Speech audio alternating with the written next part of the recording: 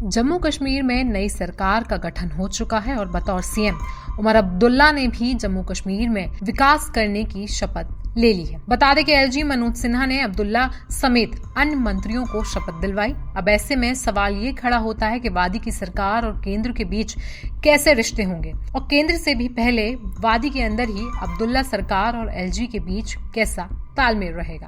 बता दें कि सीएम बनने से पहले ही उमर अब्दुल्ला ने कहा था कि विकास के कार्यों को आगे बढ़ाने के लिए दिल्ली के साथ तालमेल होना बहुत जरूरी है। ऐसे में अब देखना होगा कि एलजी और उमर अब्दुल्ला एक दूसरे के साथ तालमेल बैठा पाते हैं या फिर इस सरकार का भी दिल्ली सरकार जैसा हाल होगा, क्योंकि दिल्ली में अक्सर सीएम और एलजी के बीच कई बार तनाव की स्थिति देखने को मिली है। एलजी मनोज सिन्हा ने इंडियन एक्सप्रेस को एक दिए इंटरव्यू में कहा कि केंद्र शासित प्रदेश के लिए जनादेश विकास और कानून व्यवस्था बनाए रखने के लिए है। मेरा दायित्व ये सुनिश्चित करना होगा कि समाज का कोई भी वर्ग विकास से वंचित ना रहे और मुझे उम्मीद है कि चुनी हुई सरकार इसी के अनुसार काम करेगी।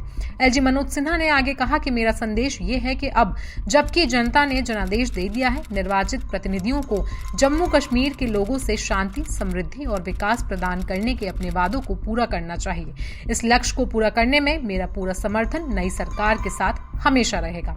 उन्होंने आगे कहा कि केंद्र शासित प्रदेश को अधिकतम वित्तीय व्यवहार्यता और स्थिरता देने का प्रयास करना चाहिए। उन्हें शांति, समृद्धि और विकास के सिद्धांतों पर जम्मू कश्मीर के आम आदमी और महिला के लिए सरकार चलानी चाहिए।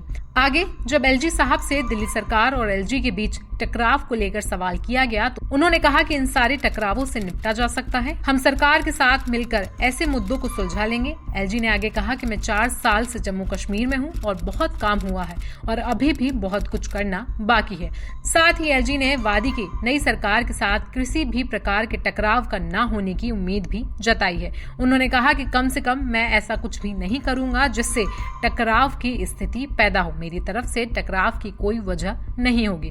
आखिर में जब उनसे जम्मू कश्मीर को पूर्ण राज्य का दर्जा दिलाने की बात पूछी गई तो जवाब में उन्होंने कहा कि वो फिलहाल इस पर कुछ नहीं कह सकते हैं, क्योंकि आखिरकार ये प्रधानमंत्री ही हैं जिन्होंने श्रीनगर में चुनाव प्रचार के दौरान कहा था कि राज्य का दर्जा बहाल किया जाएगा और गृह मंत्री ने संसद में कहा है कि उचित समय पर जम्मू कश्मीर को राज्य का दर्जा जरूर दिया जाएगा।